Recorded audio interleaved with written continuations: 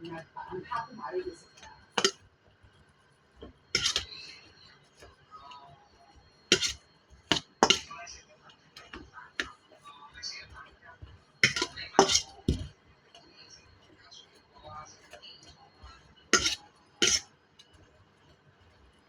唔係啊，唔話我食嘅幾啊，好似又先食到。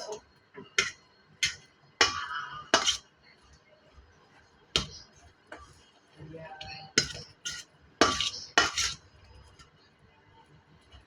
嗰啲啊，所以你即係話佢阿媽咁樣對佢老婆咧，跟住佢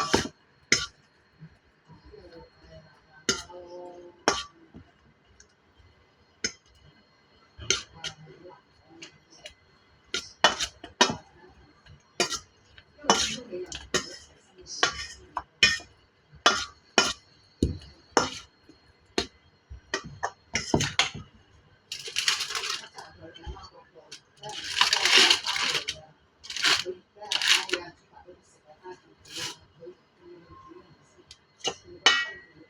其實我都話佢咧，我做個即係咧嗌餸飯，你應該可以，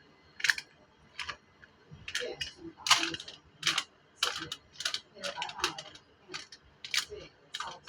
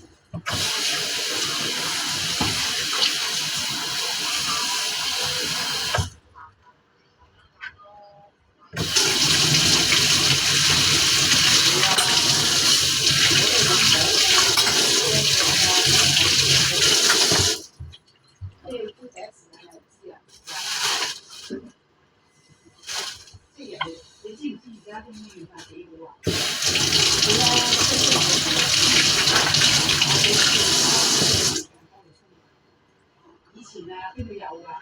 冇㗎。如果你要出嚟咧，你都係你啲家屬啊，幫你出嚟。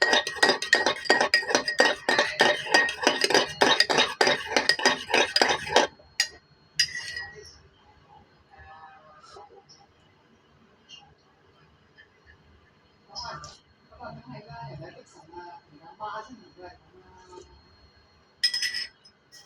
佢話佢阿媽接受過佢阿媽犀利，就係冇睇醫生，冇打石膏，嗰個咩得症嗰樣，叫佢翻屋企就會自己慢慢好嘅，係老人家係咁樣。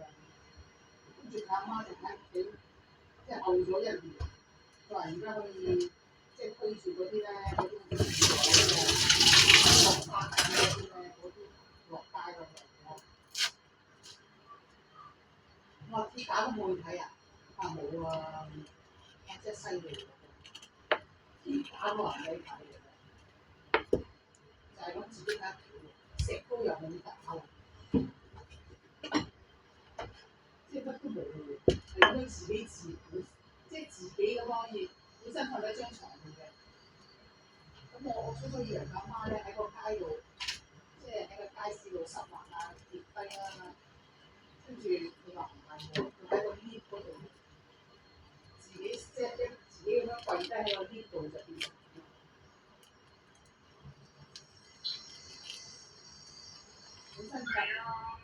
本身佢阿媽係啊，佢話本身佢阿媽都係即係仲係執緊紙皮啊，執緊嗰啲膠樽啊嗰啲嘛。我話可能仲係你阿媽成日，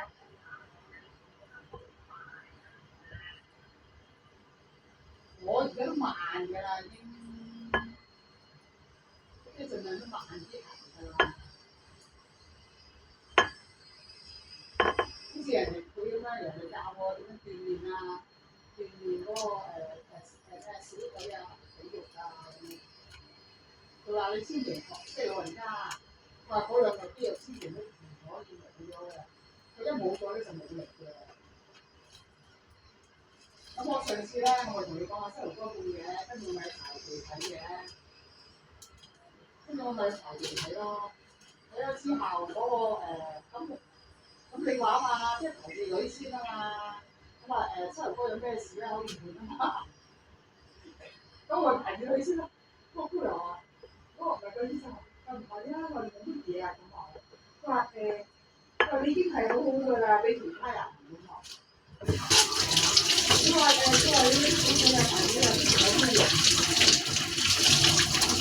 跟住大喇叭嗰個聲就係而家佢翻屋企啊，排緊隊啊，排政府啊，換嗰個菠蘿蓋啊。我哋樓下嗰個有錢嘅，佢咪喺私家醫院換咗兩個菠蘿蓋。係啊，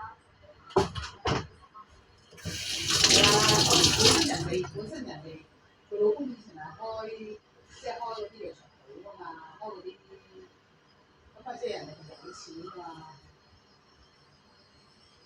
跟住佢係請條姐咯，跟住見到佢老婆都可以推住嗰個嘢行啊行啊。而家唔使啦，我見到佢老婆咩都唔使㗎。開頭嗰時有工人同事佢跟住佢。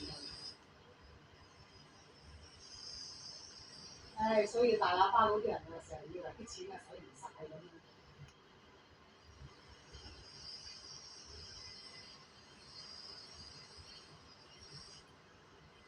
我同佢講，我話